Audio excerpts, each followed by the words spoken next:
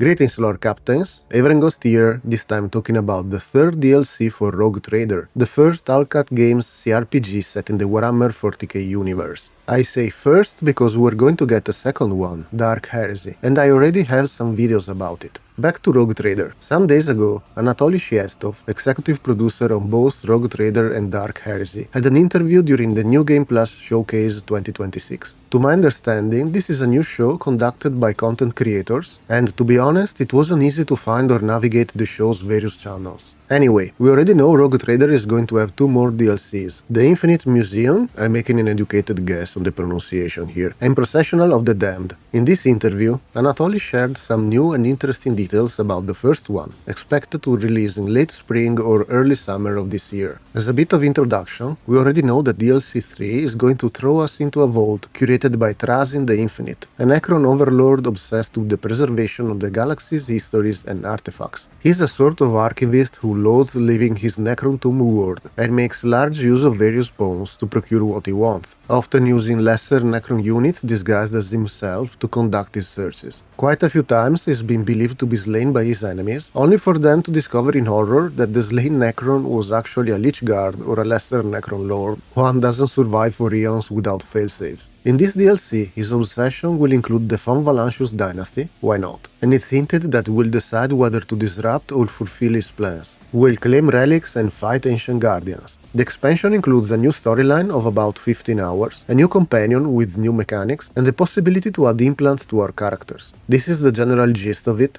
but let's have a look at what Rogue Trader's executive producer had to add to it. Anatoly stressed how iconic the figure of Trazyn is in the Warhammer 40k lore, and hinted at an interest this ancient, obsessive collector has in the Von Valancius dynasty. This interest seems to go up the family tree, even before Theodora. I don't want to spoil Rogue Trader too much for you if you haven't played it yet, so I'll just say that we know how Theodora Von Valancius was particularly keen on forbidden knowledge and Xenos artifacts. I wonder if there is more than a simple incidental connection between the two figures, or if the entire dynasty was tied to something bigger. Anatoly also added that we'll have a deeper dive into the reasons that led to Lord Inquisitor Calcazar's shenanigans in the game. That's the word used. And this makes me think there was a more complex relationship between the previous Rogue Trader and the Inquisition. I'd like to elaborate more on this, but it would include some major spoilers, so I'll avoid it. I'll just say that I'm wondering if the dynasty was under scrutiny by some inquisitorial Puritans, or, what I think is more likely, if there was some sort of understanding with the radical faction of the organization.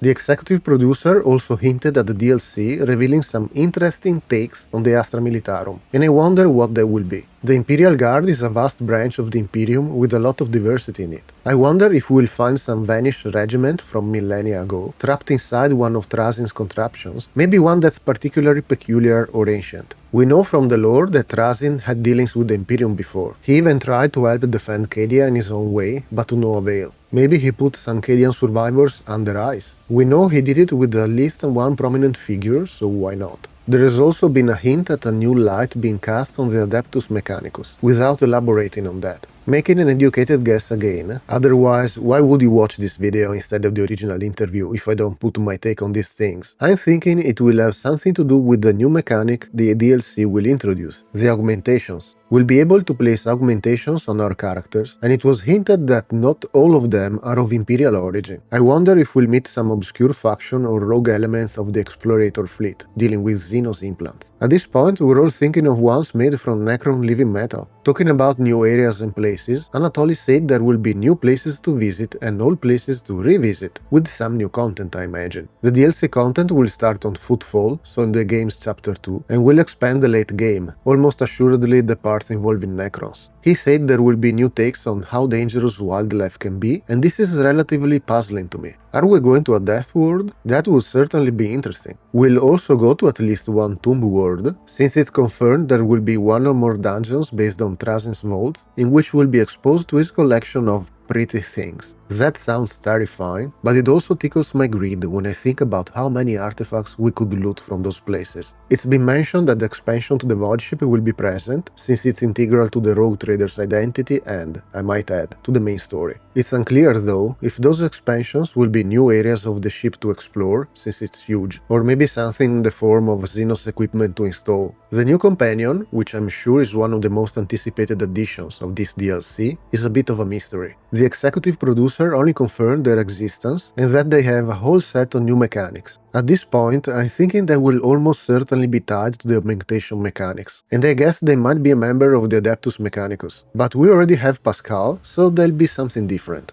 I'm thinking something along the lines of a Classari, which is essentially a Skitari Marine found aboard Explorator fleet vessels. This is all I'd gathered from the interview, which was split between Rogue Trader and Dark Heresy. As always, thank you so much for watching, I really appreciate it. Remember to activate the purity seals below, like and subscribe. It helps me reach more people and understand what my audience is more interested in. Take care of yourself, and I'll see you in the next video.